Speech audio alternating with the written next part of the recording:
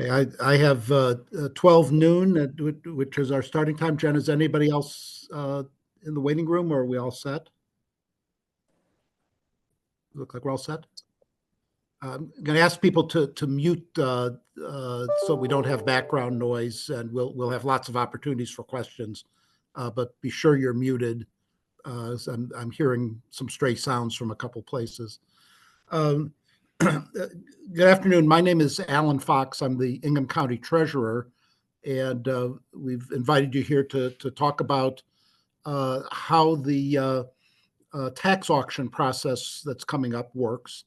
I'll start out by saying that it's not like anything else you've probably ever participated in. This is not a typical way of buying property. I'm not going to sound much like a salesperson because I'm going to be pointing out the pitfalls and the problems of the process. But we want everybody who's interested in the process to be aware of how it works and to go into it with eyes wide open. It is not like purchasing property any other place. There are houses available. They are not suitable for occupancy. They need a lot of work. And we're looking mainly in the auction process for the people who can invest the money and the time in making them livable, because for the most part, they're not at that stage today. Jenna, we can start the slides here. Yep, it should be up. Can you guys see it? Now I can see it. Yep. Okay. Yep. So we can go right to the first one. Talk about the registration process. This is an auction. It's got rules. I hope everybody prints out and looks at the rules and the procedures that are on our website. They change a little bit from time to time, but they're fairly consistent, and they're intended to lay out how the process works and protect everybody's interests. There are two different ways of registering. You can register up until noon the day before the auction at the website bippususa.com. John Bippus is our auctioneer and has been for many years. I should say that this is a live auction. This is not an online auction. This is an auction with an auctioneer up front looking for bids and calling out prices and providing information. So you can register at Bippus USA, or you can register on the day of the auction at the Lansing Center in downtown Lansing, which is where the auction is held. And that registration starts at 8:30 a.m. The auction starts at 10 a.m. Whether there are people waiting in line or not. There usually are not. A critical thing is that whether you register in advance or on the day of the auction, you need to come to the Lansing Center, pick up your bidder card, and bring $2,000 in cash or certified funds as a deposit and as in good faith money in order to bid. As it says on screen, if you use a cashier's check or a certified check, make it payable to yourself. If you don't win anything at the auction, and most people will not get anything at the auction, then you can redeposit that money in your own account without any difficulty. If you provide cash and you don't win anything, the cash is returned to you at the end of the auction. There's a process after the auction is over where the people who have successfully bid on property apply the $2,000 to their purchase price and go through the rest of the process, which we'll get to in a little while, to finalize the purchase. Anybody who does not succeed gets the money back. It's verified. If it's cash, we count it out another time. You sign that everything is good, and we go from there. As I said, any registration funds are either put towards your full purchase price, or if you don't win anything, it's returned in the same form. And we'll have plenty of staff on hand to deal with that through the process. Okay, next. There are two restrictions that are important on who may and may not register. If you owe delinquent taxes on any property in Ingham County, you may not participate in the auction. And we say you may not register if we discover that somebody has bought a property, has had the winning bid at auction, and owes delinquent taxes on any other property. That's grounds for negating the sale, and the sale does not go through. Now, a second thing is new this year. You cannot register if you own a property that is red tagged in Ingham County, mainly in city of Lansing, which uses the red tagging. If you are a property owner, we want you to spend the money on the property you have already and get it suitable for occupancy rather than acquiring different property. Both of these are restrictions that we're permitted to use. They're in the rules. You will, when you make your $2,000 deposit, sign a statement that you agree to abide by all the rules of the auction, and that signature allows us, if necessary, to cancel a purchase, even if a person is the winning bidder, if it's discovered later that either of those two circumstances exist. So those are two things that are important, and I hope don't reflect anybody who's on this call. Again, I want to emphasize, buying property from a tax auction is not like buying property on the open market. One very important thing, our obligation by state law is to try to recover the taxes that were not paid by the previous owners. That's our first obligation. And that means that at the first auction, the starting bid, and you'll look at those and the amounts are all odd numbers, the starting bid is what was owed in taxes. It has nothing at all to do with the value of the property. It doesn't reflect any judgment on the property. It only reflects what's due in taxes. And if you look through it carefully, you'll see that the highest starting bids are on vacant lots. And the reason for that is that these are properties that there were houses on. The taxes weren't paid. The city put red tag charges on. The city did trash removal charges. The city eventually demoed the property and put the bill on for the demolition on the tax bill. Those are the high-priced ones. Do not bid on those just because they've got a high price on them. It's a good sign that they're not worth bidding on. But we're required to start there at the first auction. That's state law. I'll say now, we'll repeat this later. The question is what happens to those properties, because they should not sell at this auction. There's a second auction in October. The second auction in October, the county is no longer required to try to recover the lost taxes, and a lower starting bid will be set on anything that is not sold at the first auction. So be aware of that. Again, I can't stress this enough. The starting bid has nothing to do with the value of the property. You need to figure out that for yourself. You do not get to do, after the auction and before taking the property, you do not get to do an inspection. You do not always get to see the inside of the property. We do our best to do that. Some of these properties are still occupied. We're in the process of evicting people, and we'll complete the eviction process before turning property over. But you may not get to see them. You may not be able to. You certainly won't be able to do a formal inspection. Again, the properties are not move-in ready.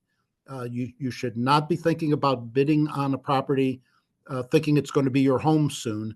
These are properties that are going to be, it should be acquired by people who can do substantial rehab and invest in doing that work and in doing it according to city code and other city procedures. Many of these properties have been vacant for years. A couple of them had hoarders living in them and are packed floor to ceiling with items you'd have no interest in. All of them need some level of rehab to make them livable. In addition to that, the timing, which we'll get to later for completing the purchase, does not give you the time to get traditional financing. You will not be able to get a loan or a mortgage. A person who bids on property here needs to have liquid assets available. You need to be able to complete the purchase in 14 days. You need to be able, within 7 days after that, to pay the existing new tax bill that the city or the township just put out.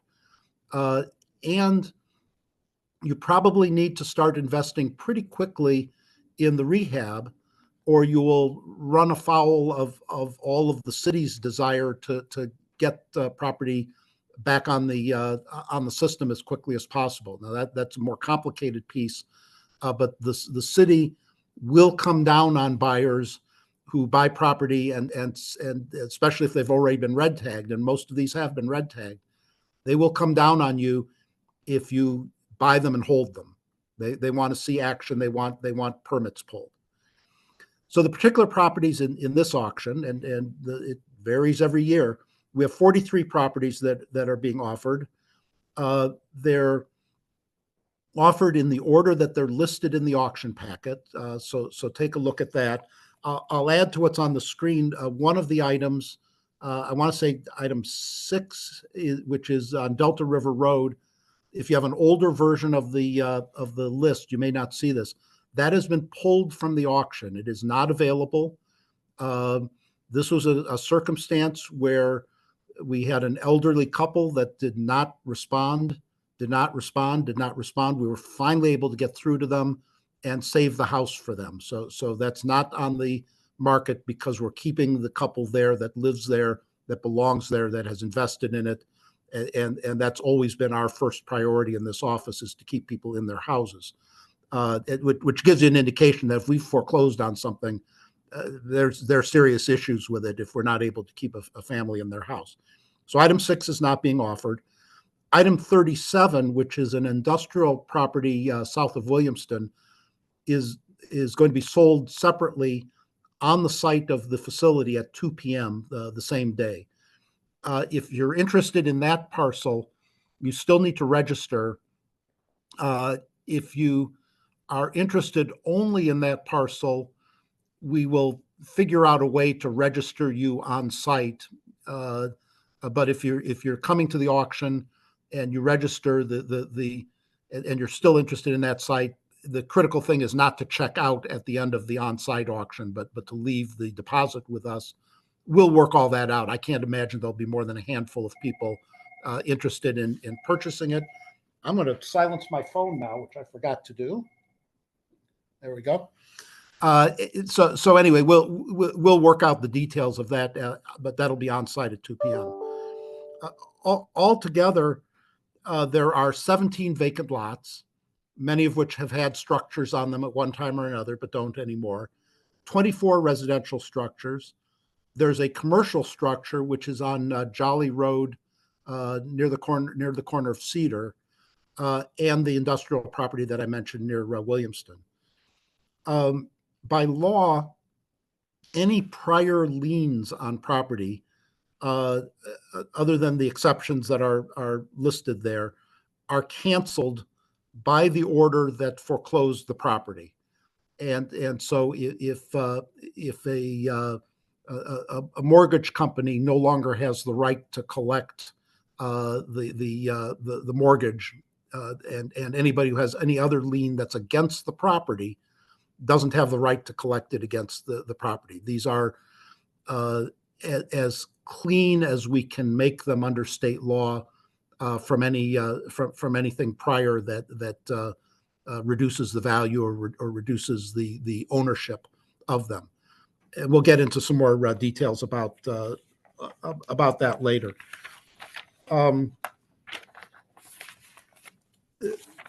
Everything is sold as is.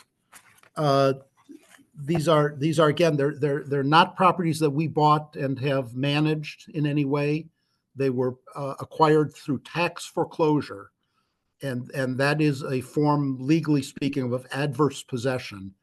And so we don't have applied to us the standard terms of sale. We don't know if the survey is good. There have been no well and septic inspections. We don't disclose asbestos. It is not a bad idea to assume the worst about the property, because that could well be the case. These are, again, houses that have not been well treated for many, many years in most cases. We don't claim that they're for any particular purpose, that you can get in and out of them. We don't guarantee that they're safe to be in their current status.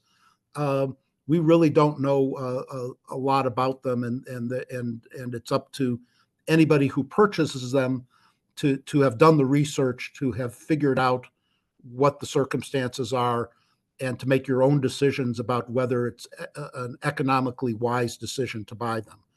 You're responsible for the research.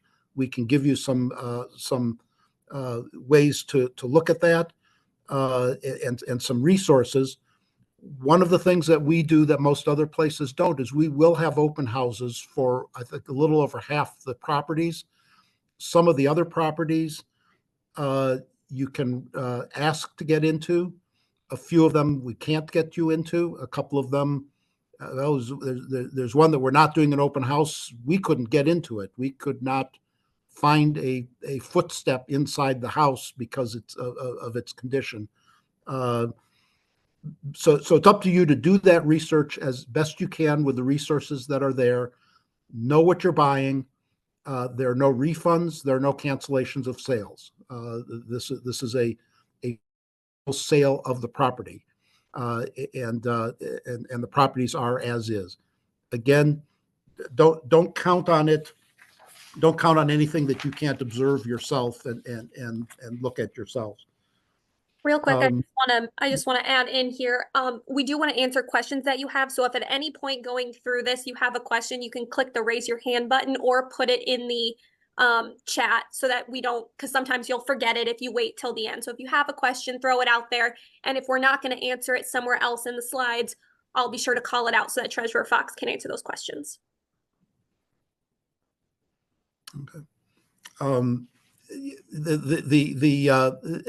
answer to a couple of the questions, the property is deeded to the winning buyer. These are not tax liens. That's done in many states where you're buying the right to try to collect the money. You are buying the property itself.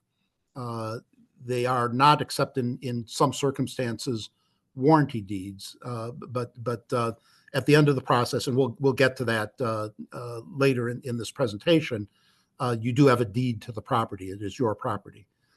So the terms of the sale, the $2,000 are applied as you check out from the location at the Lansing Center. 10% of the full purchase price and a minimum of $2,000 is due by 4:30 p.m. that day. There are only two places to make that payment. One is on site. You can pay more than the $2,000 at the auction if you've got the money with you, and that can be done at the auction site. The other is at the county courthouse, the county treasurer's office here in Mason. Our Lansing office does not accept any payment, does not have anything to do with processing the auction sales. Everything has to be done here in Mason. This is where all the paperwork will be and all the information for people to properly process transactions. Beyond the 10%, the remaining balance must be paid within 14 days. The full purchase price, and this is important to consider as you figure what your bid is, how much you can pay, you need to add to that 10%, which is the fee to the auctioneer, and then an additional $30, which records the deed. But I want to point out that 10% auction fee. As some of the prices get high, the auction fee gets correspondingly higher. So a $40,000 bid is going to cost $44,000 plus the $30. Finally, in order to get the deed to the property and finalize the sale, and this is a requirement of state law, the July 1st tax bill, which has just been issued earlier this month by the city or township, has to be paid within 21 days of the sale. That is not paid to the county. That's due to the city or township that issued the tax bill. What people sometimes do, if they're able to, is the Lansing Center is just a few blocks from Lansing City Hall, And so sometimes people will go straight to City Hall to pay the summer tax bill just to save a trip. And if you've got the money to do that, you can do that. It's not, nothing in state law requires you to own a property in order to pay the taxes on it. And so that's something you're free to do. All we need at the county is a copy of the receipt in order to process the deed. And what people will also do sometimes is make the final payment here in Mason and just email us a copy of the receipt. We don't need to see anything else, but we do need to see that tax has been paid. Title insurance companies may or may not issue title insurance on properties purchased from the auction, and the unavailability of title insurance is not grounds for cancellation of the sale or for it otherwise to return to the treasurer. Title insurance as an issue is likely to come up mainly at a point where after the rehab's been done, you try to resell the property. It's not going to be something that you're required to have in order to get it from us. But that's something to be aware of down the line. We've worked with title insurance companies. We provide them free of charge the full packet that shows that the foreclosure was done in accordance with law. And some of them have gotten a little skittish about doing these for reasons that have nothing to do with the law, but have to do with them being, in their minds, more careful than the law requires. As I said before, anything that doesn't sell at the August auction goes to sale in October with lower starting bids, and we don't know yet what those will be. Last year, I think the vacant lots were in the $1,000 to $1,500 range, depending on the size of the lot. The couple of structures that were sold at the second auction, I think we started at $5,000 or $6,000. So there will be properties at this auction, probably including every single one of those vacant lots, that will not sell now and will be available in October at a lower starting bid. Okay. When you get the property, when you're the winning bidder, it is not yours until we finish all of that process. It will be yours, but we have to follow the process. And so we do not go and cut the locks off the property. We reuse locks. They're expensive locks. You cannot get possession until we complete that process and give you the deed and arrange a time to go out to the property, unlock it, and turn it over to you. We do that very, very quickly. Obviously, the issue of locks and so on are not a problem if it's a vacant lot, but you cannot take physical possession of the property until the treasurer, until I sign the deed. And we will charge penalties for cutting padlocks and for cutting or damaging those lock boxes, because those are that means that you're getting out there ahead of when you're actually entitled to have access to the property. You have to call our office to schedule access to the property after all the requirements of the sale have been met. For the full purchase price, I'll point out that we accept cash, certified checks, or personal checks. But if you use a personal check at any point in the process to make a payment, we will not turn over possession for a couple of weeks so that we are sure that the check clears. Anything that's guaranteed funds, a bank check of any sort, or cash, will save that couple of weeks of processing time. Again, unauthorized access to the interior is still trespassing until we turn it over and it becomes yours. Okay, so then some, yeah. Okay, so we've got a slide here on restrictive covenants. None of the properties on this auction have historic preservation covenants. There's stuff that's old, but it's not historic. In fact, the average age of a house that's for sale in this auction is 90 years old. The newest house is something like 65 years old. These are old properties, but there's nothing particularly historic about them. 4 of the properties come with owner occupancy covenants. And that's because they are in neighborhoods that are substantially owner occupied. We're committed to preserving the owner occupied nature of those neighborhoods. What the covenant means, it doesn't mean that it can't be sold. It doesn't mean that you're the only owner. It does mean that the property cannot be turned into a rental. And it's a covenant that's attached to the deed. So if you sell the property to somebody who's going to reside in it and own it, that it sticks with the property for 20 years. There is nothing wrong with a company, with an individual who intends to rehab the house for sale, doing that, because you're not occupying the house while you do that. But there can be no rental of the house. And in the case of City of Lansing, and 3 of these 4 are in the City of Lansing, you can't get a rental housing license. So the 4 are on this slide and the next slide, 1617 Victor, and 4625 Lincott, and then 6409 Colson, and in Delhi Township, 4656 Krentel. All 4 of these are going to have open houses. You can see what the neighborhoods are like, both at the open house and by driving by now. These are properties that need to be maintained as owner occupied. We also require, in addition to the amount paid to purchase a property, on 2 properties, a demolition performance bond. That means these are properties, if you buy them, have to be demolished. And the way we ensure that they get demolished is that you put up a $10,000 bond. That is used then to pay the costs of the demolition. And if there's anything left over, you get that money back. But that's how we require that the buyer of those properties do that demolition.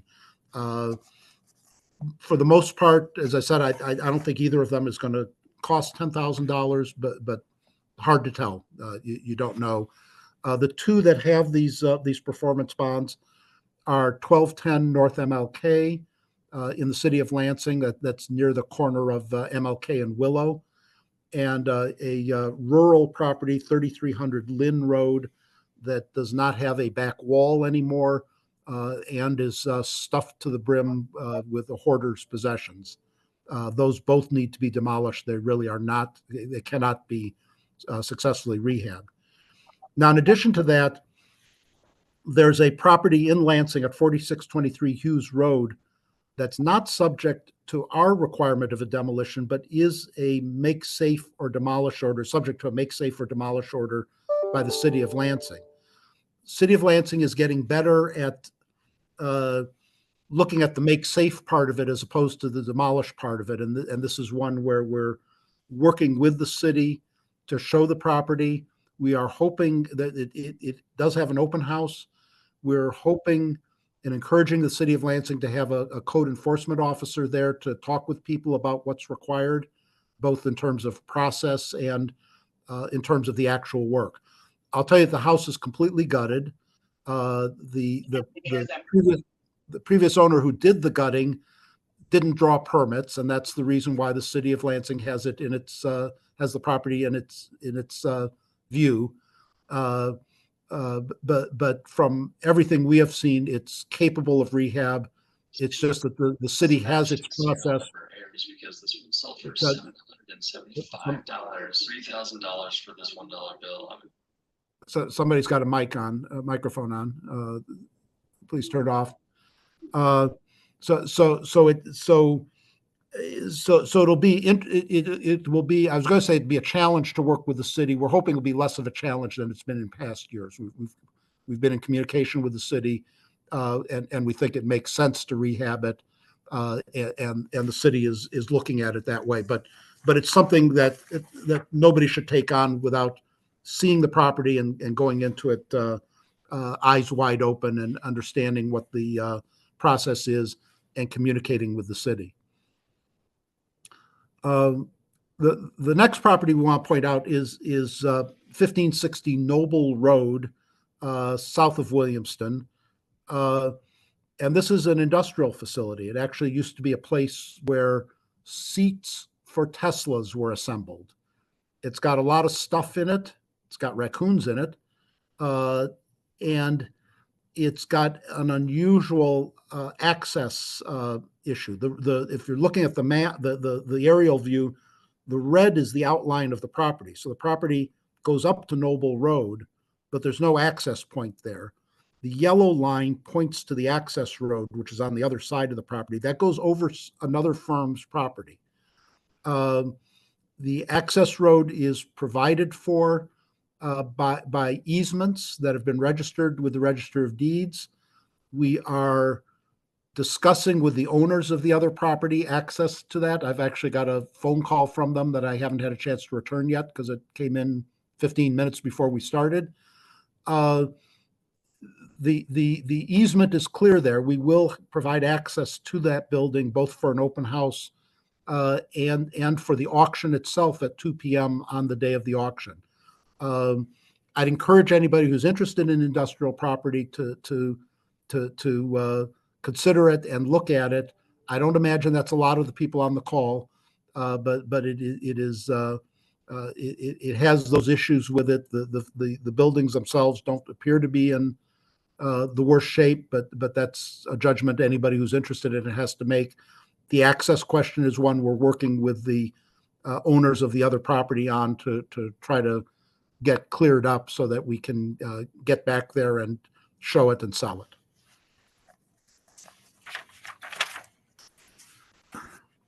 Now, one of the things that happens, particularly in City of Lansing has a wide variety of special assessments that get applied to property, especially property that's abandoned or otherwise not in use or being poorly cared for.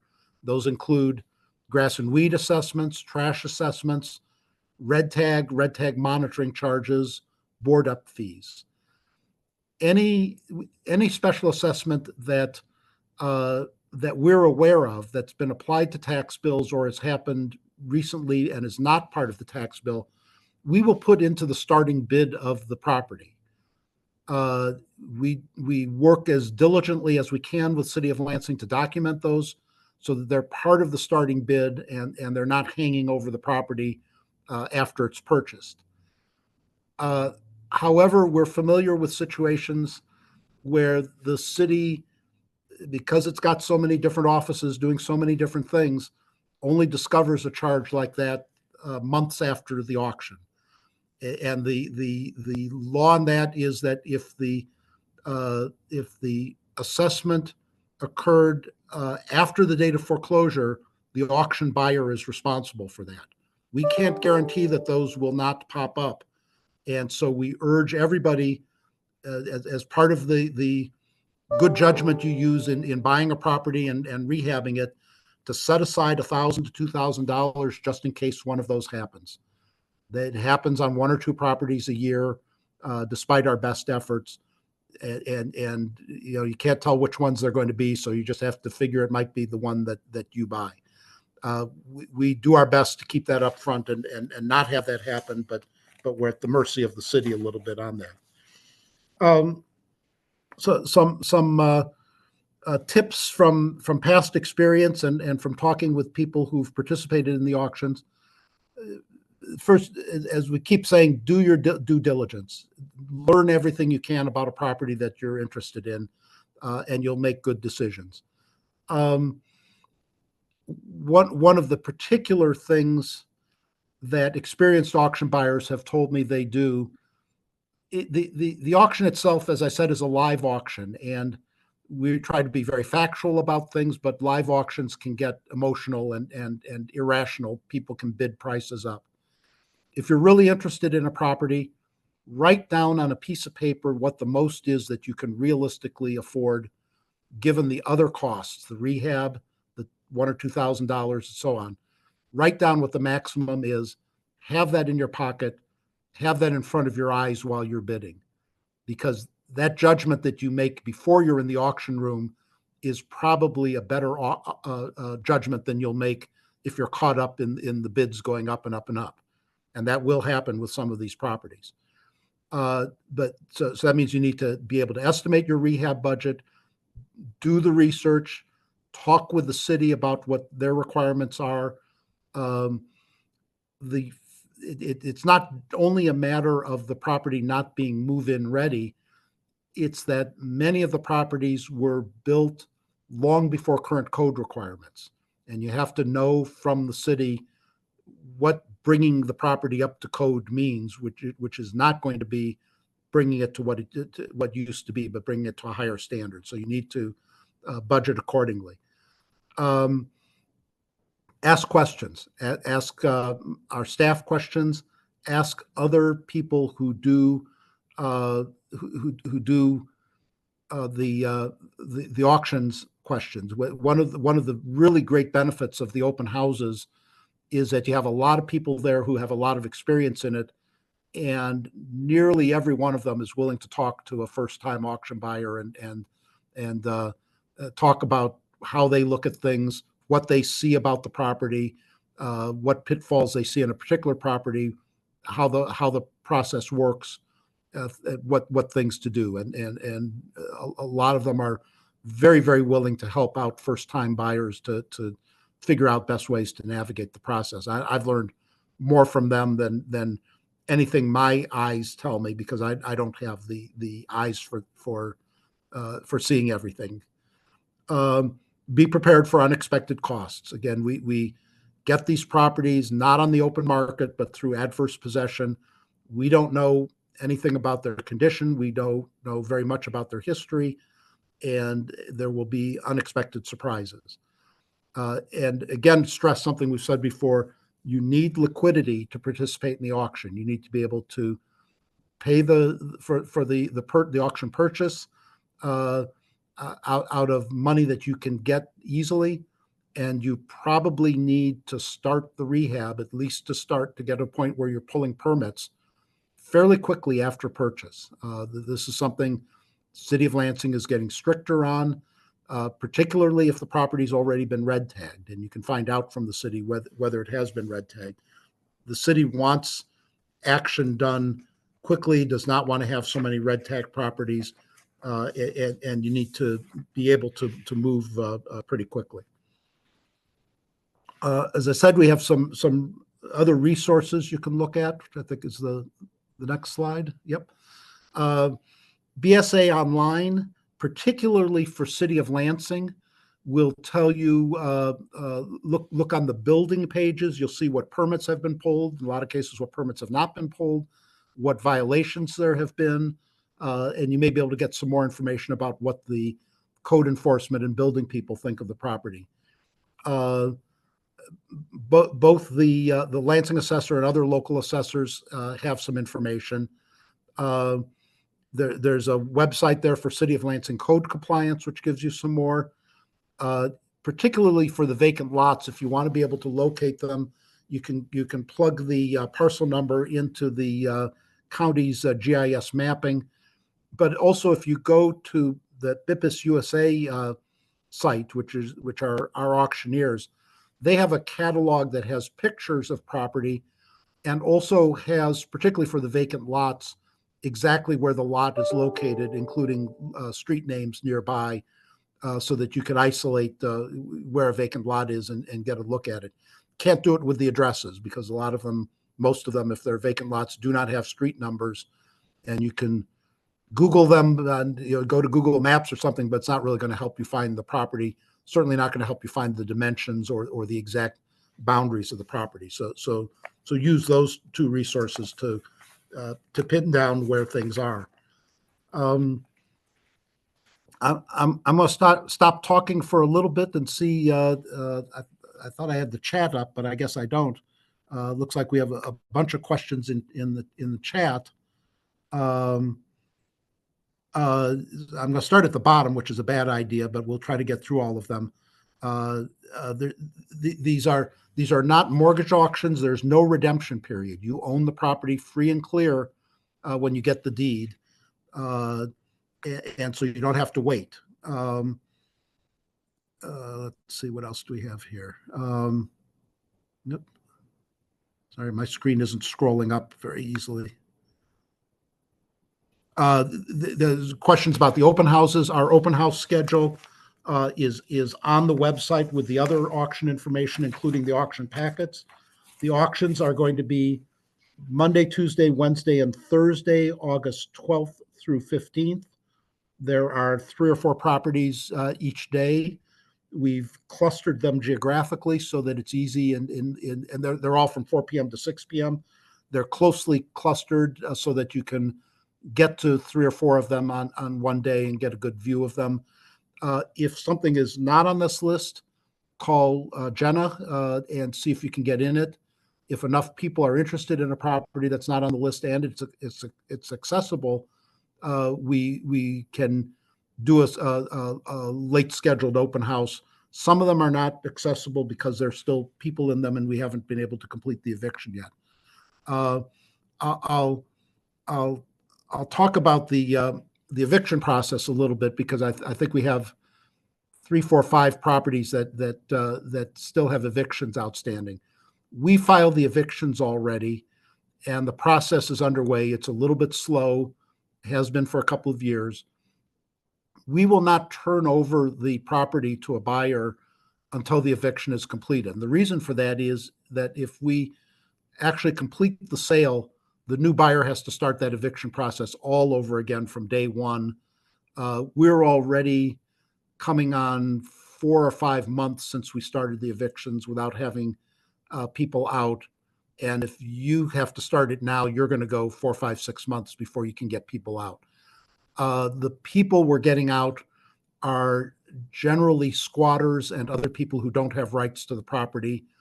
So we're not throwing people out who are our previous owners. But we are going through that legal process because even people who are squatting in a house do have right of possession until we get a judge's order. Let's see. Alan, real quick, because I know that you touched on it, but I think it's still a little confusing for people regarding a previous question about title companies. The properties are already foreclosed, having gone through a 40-year title search in order to get the judgment of foreclosure. It's a court-ordered foreclosure, which means that we've met requirements that allow us to negate any previous interest or lien on a property. So when we sell you the property, we sell it as the sole and legal owner. However, as Alan had mentioned, title companies don't always necessarily take the fact that it is a court order foreclosure as enough for them to underwrite title insurance for the purposes of sale or a mortgage. Often what they're looking for is if a previous owner signed for their certified hearing notice. And unfortunately with foreclosures, we often have where the previous owner is deceased. So there's nobody to sign for those notices. So it is free and clear. We sell it to you. You would be the only owner on title. But again, that does not necessarily mean that you would be able to get title insurance on a property. I just wanted to reiterate that because I think that does tend to confuse people. And if it's still confusing, we can go through it a little bit more.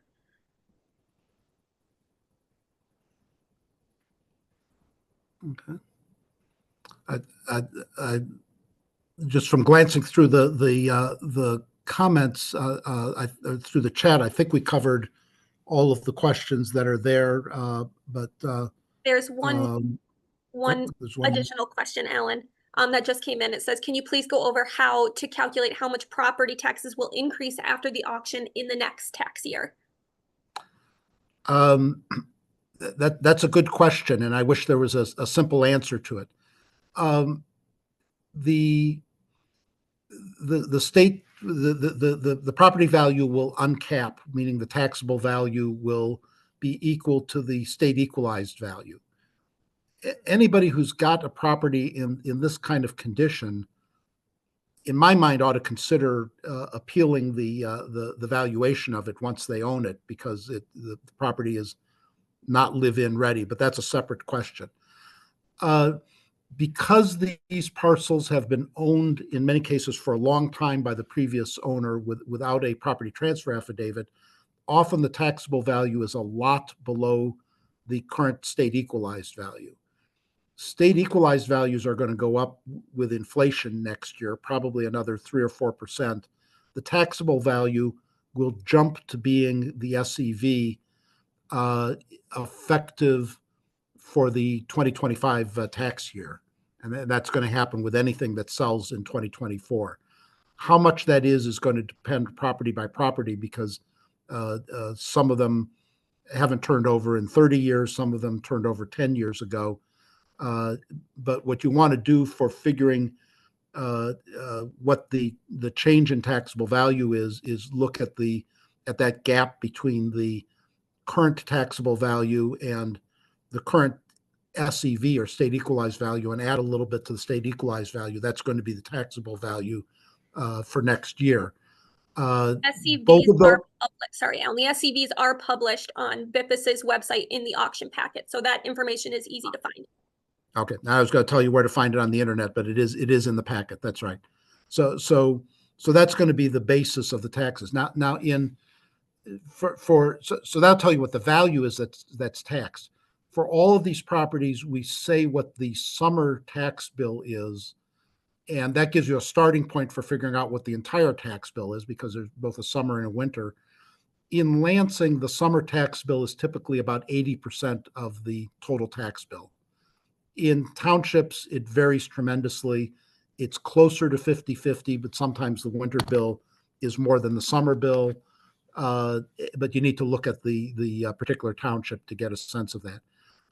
It doesn't hurt to call an assessor and find out, or a township treasurer, and get a rough guess of what that is. There was a follow-up question to the title insurance question. They asked, does this mean that title insurance could never be obtained? And the answer is no. It might just mean that there are a couple additional steps if you happen to purchase a property that falls under that scenario where a title company is not willing to underwrite it. The way that we see this normally happening is you have two options. One is called a quiet title action, where it's another court process where you essentially go before a judge and request that they quiet the title in regards to whatever interest the title company is taking issue with from before the foreclosure. Or you can attempt to contact that person if they're alive and try to purchase a signature from them for a couple $100. We have seen people be successful doing that. You have them sign one form, you can provide it back to your title company and say, look, they don't care anymore. And that does work with the title companies. So it's not that it's impossible. It's just that there are a couple additional steps which could cost a little bit more if the property you purchase falls into that category. There's a question in the chat then about how soon do you have to start rehab? And that's a very good question. And the answer is it depends on the property. It depends on what the city, where in the city's processes it is. Be sure to talk with city code people, find out what their thinking is of the property, find out what processes are underway. We're working in a general way to try to get auction buyers some leeway with the city. They have some legal limits on what they can do, as well as some practical limits. And the case we've made with the city is that if somebody buys a property on the open market, they go into that with eyes wide open, and they know that what's involved, and that auction buyers don't have as much information, can't in many cases start rehab immediately. I think it's going to be case by case. Part of what we're hoping buyers will do is help us educate some of the new people at the city who are looking at this on what the issues are, and provide a little bit of leeway. So I don't have a good, easy answer to that. But if something has a red tag, the city's past practice has been, as soon as it's bought, it's still red tagged. You keep getting the fees charged on it. We're hoping to back them off so that they don't do the monthly inspections for a few months, give the new buyer a chance to figure out what they're doing. but it is a good idea to have a plan that involves working with the city and being able to pull permits and start work as quickly as you can. One of the reasons I like doing live auctions instead of online auctions is that I'm pretty sure everybody here is local, is going to be able to get to the property and start doing that sort of thing. The one year we had an online auction because of COVID, we had people buying property out of California who never set eyes on it, never had any intention of rehabbing it, and just figured they'd sit on it for 2 years as an investment. These are not properties you want to sit on for a couple of years as an investment. You need to work with the city. And I say the city, it's not always the city, but for the most part it is. Work with the city on what needs to be done. If they know you're making progress, and if they know you're communicating with them, the city staff has assured us they're going to give as much leeway as they can to allow the process to work out so that the properties are back in use and have families in them.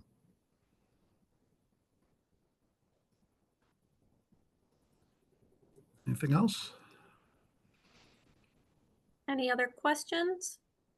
When do re-inspections take place for the city? That you need to talk with the city about. It'll depend on what the status of the property is. We do not have a comprehensive list of what properties are red tagged. They don't share that with us. We know some are. We believe some are not. But that's something you need to find out from the city. You need to find out what stage a property is in, and we're not able to provide that. And if you are actively rehabbing a property, and you're done with those things, you schedule the re-inspection with the city. So if the question was in regards to pulling permits, that would be something you schedule directly with the building department for the city of Lansing. And no, another question was, does everybody present at the auction need to be bidding? It's open for public viewing. Often people bring somebody else to come with them, and anybody can come and watch or come and participate. It's fully open to the public. And we do encourage people, if you have not participated before, there's some value to going to one just to watch it.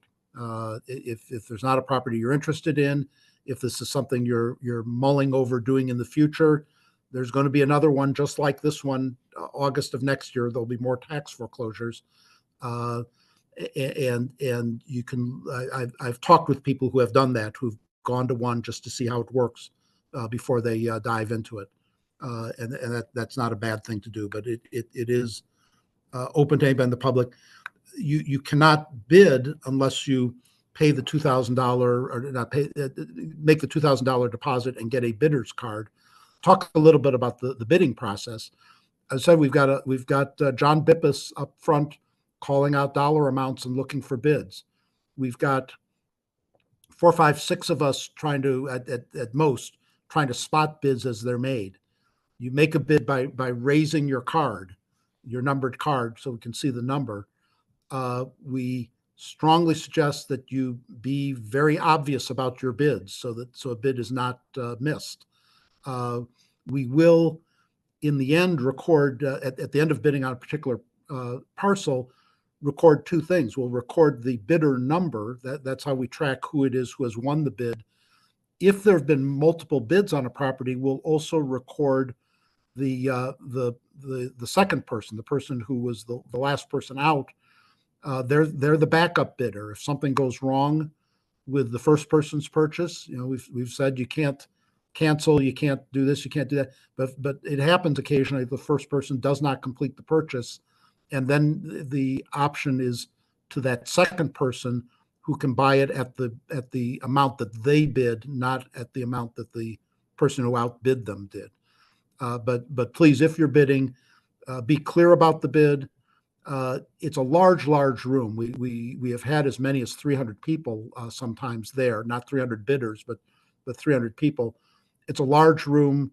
We're human. We do our best to spot everything, but please, the more obvious you are with the bid, the easier it is to make sure that the bidding process goes smoothly.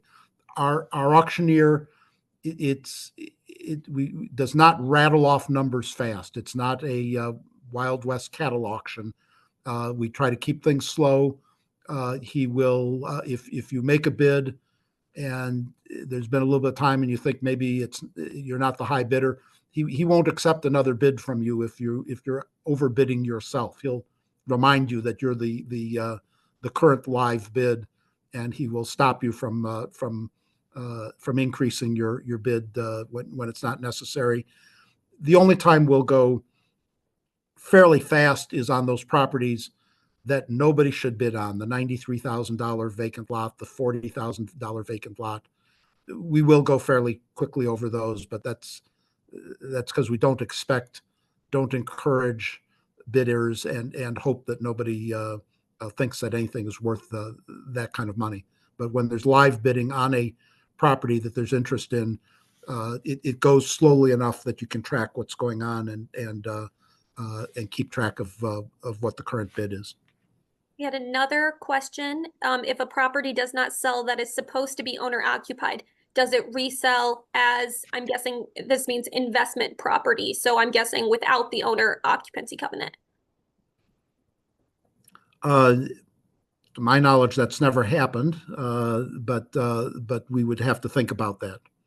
Nothing's automatic. The owner occupancy covenants are neither required nor prohibited by law, so they're the judgment of the treasurer, and we'd have to look at the circumstances if that happens.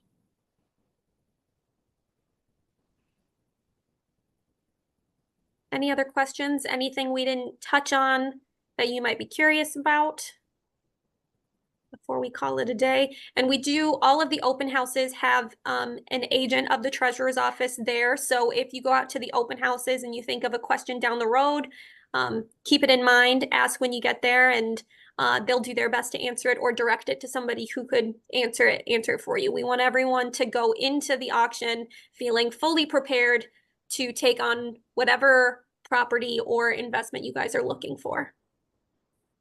Are bid increments determined by the bidder or the auctioneer?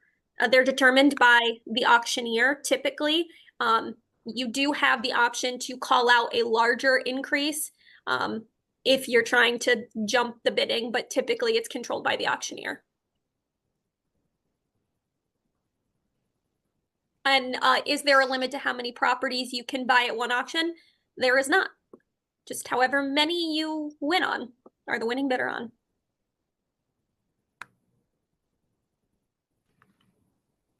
Okay. Looks like that's all of them.